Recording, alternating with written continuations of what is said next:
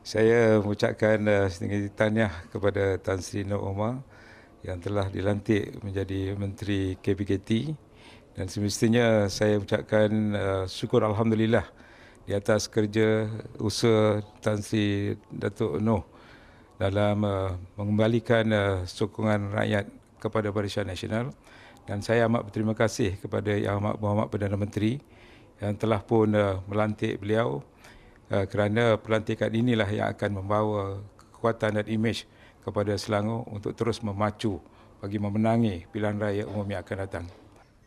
Pertama-tama sekalinya saya nak mengucapkan syukur kehadrat Allah Subhanahu Wa Taala kerana memberi rezeki kepada Yang Berhormat Tan Sri Noh untuk duduk balik dalam kabinet. Yang keduanya, saya nak merakamkan jutaan terima kasih yang tak terhingga kepada Yang Amat Berhormat Datuk Seri Najib Tun Abdul Razak kerana memberikan peluang kepada Yang Berhormat Tan Sri untuk duduk di dalam barisan kabinet beliau. Pada pendapat saya sebagai Ketua Wanita UMNO Bahagian Tan Sri Noh Omar, juga sebagai pegawai yang boleh dikatakan lama juga berkhidmat dengan beliau, daripada beliau mula sebagai Setiausaha Parlimen di Jabatan Perdana Menteri sehinggalah kementerian yang terakhir pada ketika itu, Kementerian Pertanian dan Industri Asas Tani. Apa yang saya lihat kekuatan Tan Sri Noh Omar ni ialah kesabaran beliau, kesetiaan beliau, dan beliau memang workaholic, bekerja siang dan malam. Semasa beliau dalam kabinet, beliau sangat bekerja kuat. Tetapi bila beliau terkeluar dari kabinet, lebih kurang 3 tahun berada di luar kabinet, sedikit pun tidak melunturkan semangat beliau. Malah saya melihat, saya kagum, beliau bekerja bertambah kuat daripada biasa. Ya? Apabila saya bertanyakan kepada beliau, beliau tidak pernah berkecil hati, mengambil hati beliau terkeluar dari kabinet lebih kurang 3 tahun. Malah beliau pernah memberitahu saya, beliau akan membuktikan terus kesetiaan beliau kepada parti dan juga kepada Presiden parti. Ya? Dan yang paling mengagumkan saya ialah apabila beliau menjadi pengarah dalam pilihan raya kecil Sungai Besar. Saya melihat beliau bekerja siang dan malam, tidak mengira letih ataupun penat, bertungkus lumus, berhempas pulas, dan akhirnya kita mencapai kemenangan yang besar daripada majoriti 399 kepada 9191. Sebenarnya orang mungkin melihat perkara ini biasa saja, tapi bagi saya ini adalah sesuatu yang di luar jangkaan, ya.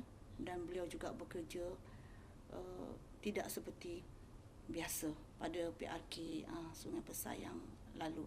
Dan saya rasa sangat-sangat bertepatanlah jika beliau dilantik balik menganggotai barisan kabinet yang baru, Perdana Menteri kita. Pada Selangor khasnya apa yang Datuk rasa Tan Sri boleh bawa kepada Selangor? Dengan pelantikan menteri ini, pertama sekali saya melihat memberikan beliau kekuatan, ya, untuk bekerja mengembalikan semula Selangor kepada kepimpinan UMNO dan Barisan Nasional. Ya. Dan sebenarnya beliau ni banyak idea. Ya. Beliau ni penuh dengan idea.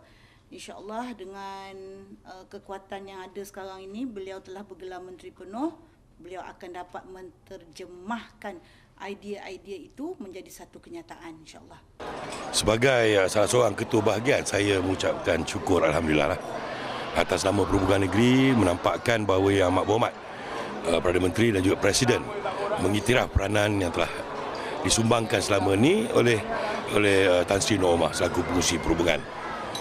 Lebih-lebih lagi kita teringat 2 tahun lepas semasa merasmikan Convention UMNO, seolah-olah Yang Amat Berhormat Datuk Seri Najib, dia bukan menghukum, dia nak mengajar kepada pimpinan dan seluruh ahli UMNO Negeri Selangor supaya mesti solid di bawah satu nahoda dan menunjukkan pendekatan gerak kerja dan segala apa saja bagi memungkinkan kita kembalikan Selangor, Kerajaan Selangor kepada Barisan Nasional. Dan perkara ini kita menerima dengan cabaran kerana tidak ada wakil menteri daripada Selangor pertama kali dalam sejarah. Jadi kita menganggap dia sebagai hukuman. Walaupun kita tahu jelas di Kelantan, walaupun ketika itu tidak ada kerajaan kita hilang 20 tahun betul-betul, 25 tahun betul-betul, ada 2 menteri. Tapi kita reda. Kita cuma ada seorang je timbalan menteri dari kalangan UMNO, seorang lagi dari kalangan MIC. Tak masuk MCA lah. Jadi apabila kita fikirkan begitu, kita menerima sebagai cabaran.